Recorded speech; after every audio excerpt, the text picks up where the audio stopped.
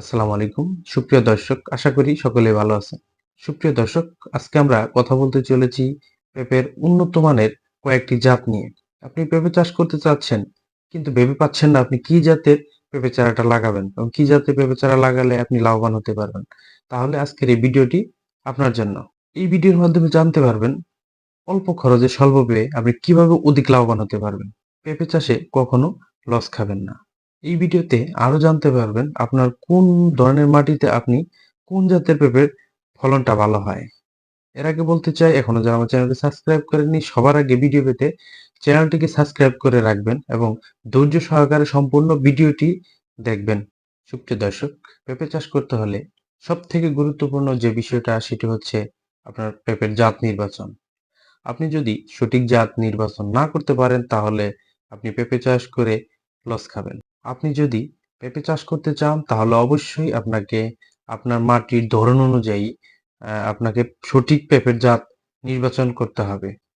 পেঁপে চাষ করার জন্য আরো জানতে হবে আপনার স্থানীয় বাজারে কোন জাতের পেঁপের বাজার মূল্য এবং কি চাহিদাটা একটু বেশি থাকে। আপনাকে সেই জাতের পেঁপের জাতটা নির্বাচন করতে হবে। তাই আপনারা যেন পেঁপে চাষ করে লাভবান হতে পারেন, সেই জন্য আমি আজকে উন্নত মানের কয়েকটি জাত নিয়ে এই ভিডিওতে আলোচনা করব। তাই ভিডিওটি ধৈর্য সহকারে দেখার অনুরোধ রইল। আপনারা যদি ভিডিওটি টেনে দেখেন তাহলে ভিডিও সম্পর্কে আহ, পেঁপের জাত সম্পর্কে অত গুরুত্বপূর্ণ বিষয়গুলো আপনারা বুঝতে পারবেন না।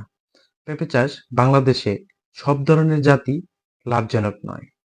কিছু কিছু পেঁপে রয়েছে সবজি হিসেবে ব্যবহার করা যায় এবং কিছু কিছু পেঁপে রয়েছে সেটা পাকা হিসেবে খাওয়া যায়। কিন্তু ভালো মানের কোনো সবজি হিসেবে যদি আমরা বিবেচনা করে থাকি সেই ক্ষেত্রে সর্বপ্রথমে যে জাতটির নাম আমরা বলতে চাই সেটি হচ্ছে টপলেডি, সুপ্রিম সিডের টপলেডি। সুপ্রিম সিডের টপলেডির কিছু বৈশিষ্ট্য রয়েছে যে বৈশিষ্ট্যগুলো অন্য অন্যান্য যে পেঁপেগুলা রয়েছে তার থেকে ভিন্ন এবং এটি লাভজনক একটি ফসল। চলুন দর্শক, আমরা টপলেডি পেঁপের গুণগত মান এবং প্রত্যেকটি কেন আপনারা এই টপলেডি পেঁপে চাষ করবেন সকল বিষয় আমি আপনাদের সাথে শেয়ার করতেছি। টপলেডি পেঁপে গাছ এটি অনেক শক্তিশালী একটি গাছ এবং এটি ভাইরাস সহনশীল একটি জাত। টপলেডি পেঁপে গাছের চারা রোপণের 3 থেকে 4 মাসের মধ্যে কাঁচা পেঁপে সংগ্রহ করা যায় এবং 6 মাস পর থেকে পাকা পেঁপে সংগ্রহ করা যায়। এটি গাছ অনেক খাটো এবং অনেক শক্তিশালী হয়ে থাকে, যে কারণে বাতাস কিংবা ঝড়ের কবল থেকে গাছকে রক্ষা করা যায় অতি সহজেই। দীর্ঘদিন ফলন পাওয়া যায়। আপনি একবার রোপণ করলে 1.5 থেকে 2 বছর পর্যন্ত এই ফলন আপনি সংগ্রহ করতে পারবেন।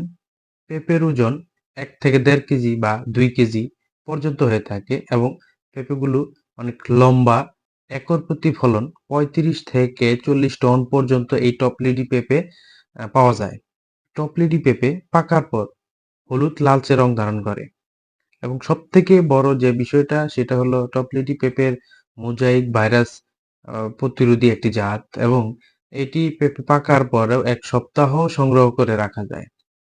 এই বৈশিষ্ট্যগুলোর কারণেই আপনারা এই টপলেটি পেঁপে চাষ করতে পারেন এবং এই টপলেটি পেঁপে চাষ করতে হলে আপনাকে অবশ্যই আহ, দোআঁশ এবং বেলে দোআঁশ মাটিতে এই টপলেটি পেঁপেটা অনেক ভালো হয় এবং ফলন অনেক বেশি দিয়ে থাকে।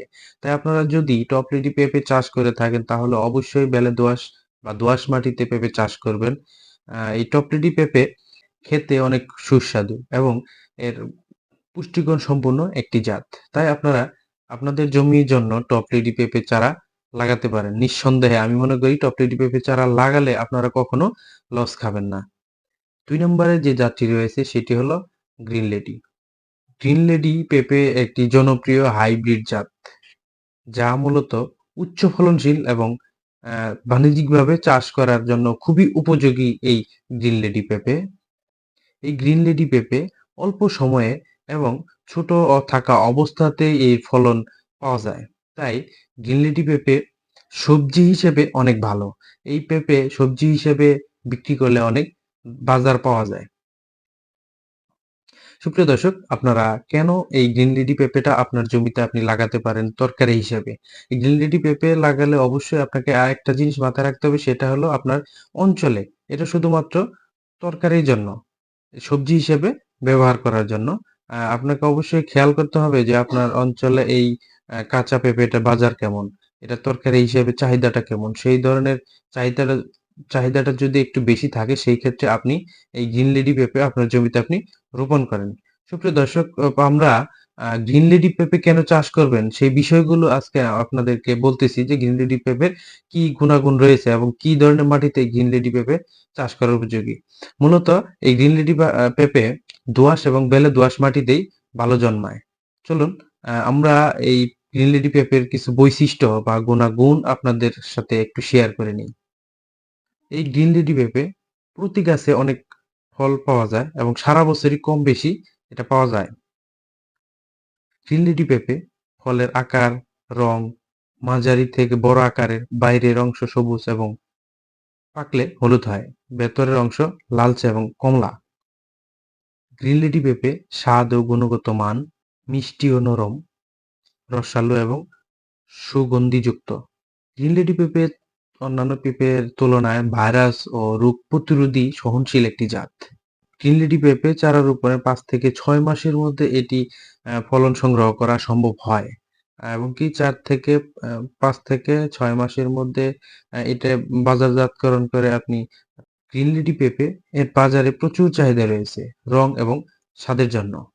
গ্রিন লেডি পেঁপে আপনি বেলে দোআঁশ এবং দোআঁশ মাটিতে অনেক ভালো হয়। তাই আপনি আপনার জমিতে গ্রিন লেডি পেঁপে লাগিয়ে আপনি সবজি হিসেবে এবং পাকিয়ে বিক্রি করার জন্য সবথেকে জনপ্রিয় হলো সবজি হিসেবে বিক্রি করতে পারলে সবথেকে লাভজনক একটি ফসল। কারণ আকার এবং সাইজে অনেক বড় হয়।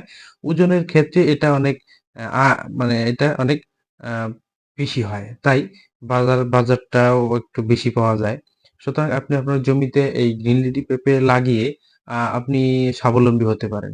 সুপ্রিয় দর্শক আপনি আপনার জমিতে টপ লেডি এবং গ্রিন লেডি পেঁপে যদি আপনি লাগান আশা করি আপনারা কখনো পেঁপে চাষে লস হবে না।